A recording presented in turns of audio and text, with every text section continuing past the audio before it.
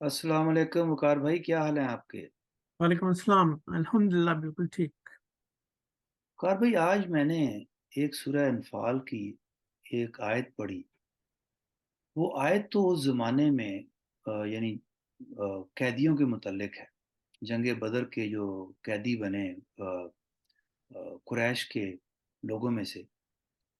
लेकिन मुझे ऐसे महसूस हुआ कि इसके जो अ, अंदर जो हमारे लिए नसीहत या गाइडेंस है वो काफ़ी गहरी नज़र आई मुझे।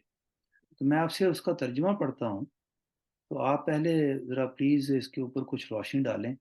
फिर मेरे ज़हन में भी कुछ ख़्यालात आए, मैं भी आपसे शेयर करूँगा इंशाअल्लाह। तो तर्जुमा कुछ ऐसे है वक़ार भाई। ए नबी, तुम्हारे हाथ में जो कैदी हैं, इनसे कह दो कि अगर अल्लाह तुम्हारे दिलों में कोई भलाई पाएगा, तो जो कुछ तुमसे लिया गया है, इससे बेहतर वो तुम्हें दे देगा और तुमको बख्श देगा, और अल्लाह बख्शने वाला मेहरबान है। जी प्लीज़। तैयब भाई, वैसे तो ये आयत जो है जंग बदर के कैदियों से मुताल्लिक है, लेकिन यहाँ जो बात मेरे जहन में आ रही है वो ये कि एक कैदी जो होता है ना, वो आपके कंप्लीट कंट्रोल में होता है। इसी तरह आप अ, जैसे हम इसको अगर हम इम्प्लाइड सेंस में लें कि इसको हम आम दिनों में कैसे अप्लाई करेंगे, तो ये कि वो लोग जो हमारी सबॉर्डिनेशन में हैं, वो लोग जिनके ऊपर हमारा मुकम्मल कंट्रोल है, वो लोग कि जो जिनकी हम देखभाल कर रहे हैं, तो उनकी जो जिम्मेदारी हमारे ऊपर आती है वो यहाँ के ऊपर अल्लाह ताला ने बताई कि पहली चीज़ तो ये कि वो आप उन्हें अल्लाह की तरफ बुलाएंगे। जब आप उन्हें ये दावत दे रहे हैं कि अल्लाह, अगर तुम्हारे दिल में थोड़ी सी भी भलाई है और तुम नेकी इख्तियार करोगे तो अल्लाह ताला तुमको बख्श देगा, इसलिए कि वो बहुत बख्शने वाला और मेहरबान है। तो ये अगर हम इसे आम जिंदगी में देखें तो वो तमाम अफराद जो हमारी सबॉर्डिनेशन में हमारे कंट्रोल में या खानदानी तौर पर यानी हमारे खानदान में जिनकी हम पर जिम्मेदारी है, उनके लिए सबसे पहला काम तो हमारा यही है कि हम उन्हें अल्लाह की तरफ दावत दें, अल्लाह की तरफ बुलाएं।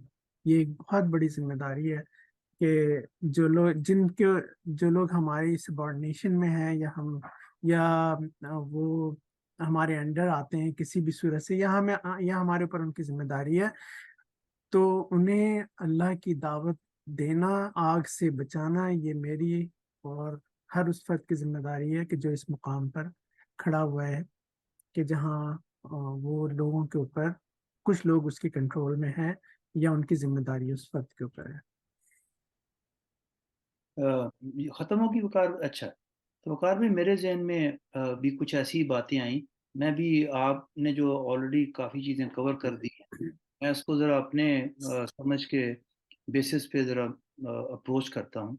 पहली बात तो ये समझ लगती है कि चूंकि इंसान का ज़िंदगी में जो मकसद है वो अल्लाह को पहचानना और उसका बंदा बनना है। और ये सारा जो मामला पेश आया पैगंबर सल्लल्लाहु अलैहि वसल्लम का कुरैश के साथ, ये सारा उसी कॉन्टेक्स्ट में पेश आ रहा था। यानी अल्लाह का पैगाम लेके आए ताकि वो अल्लाह को पहचाने, उसके बंदे बने। अब उसी कॉन्टेक्स्ट में एक लड़ाई हुई और उसमें से कुछ लोग कैदी बन गए। तो मेरे जहन में ये बात आई कि देखें, अल्लाह ताला एक अपने बंदे को, यानी जो उसके आगे पहले झुका हुआ है, यहाँ पे चूंकि पैगंबर सल्लल्लाहु अलैहि वसल्लम की बात हो रही है, उनके सहाबा की बात हो रही है, तो अल्लाह ताला ने उनको कैसी खूबसूरत, यानी कितनी ज़बरदस्त हिदायत दी कि भाई देखो, ये जो लोग तुम्हारे कंट्रोल में आ गए हैं, अब इनके साथ भी आपका मामला ऐसा होना चाहिए कि उनको हक के रास्ते की तरफ आप लेके आएं। और उनको देखें, अल्लाह ताला ने कैसी खूबसूरत बात बताई कि इनसे कह दो कि अगर अल्लाह तुम्हारे दिलों में कोई भलाई पाएगा, तो जो तुमसे लिया गया उससे बेहतर देगा। अब ये कम्युनिकेट करने के लिए एक अंडरस्टूड चीज़ है कि पैगंबर और उनके साथियों का कितना अच्छा रवैया होगा कि वो उस रवैये के ज़रिए से ये बात को कम्युनिकेट करें। क्योंकि अगर वो रवैया नहीं होगा जो कि एक मोमिन का होना चाहिए, तो ये अल्लाह की बात तो कम्युनिकेट ही नहीं कर सकते।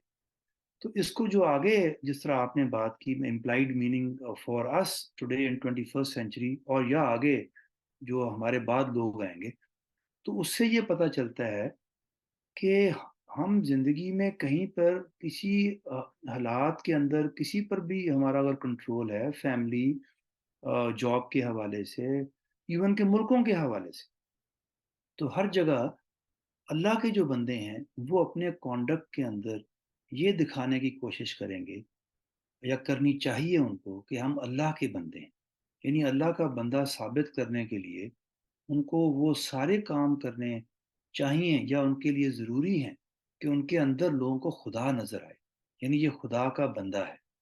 تو میرے خیال میں یہ جو سبق اس میں سے نظر آیا جس کی طرف آپ نے بھی یہی باتیں کی، ہم نے ذرا مختلف طریقوں سے ایک ہی چیز کو ڈسکرائب کیا، تو میرے خیال میں یہ وقار بھائی بہت بڑا میسیج ہے ہمارے لیے۔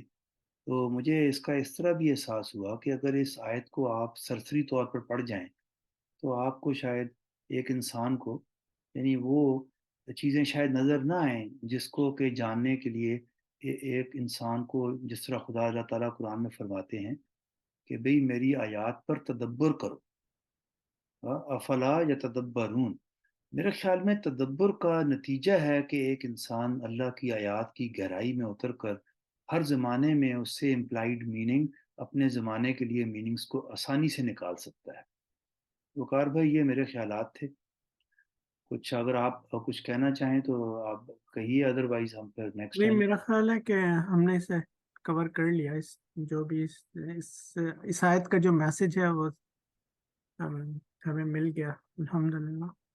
چلیں بہت شکریہ آپ کا وقار بھائی، السلام علیکم۔ وعلیکم السلام ورحمۃ اللہ۔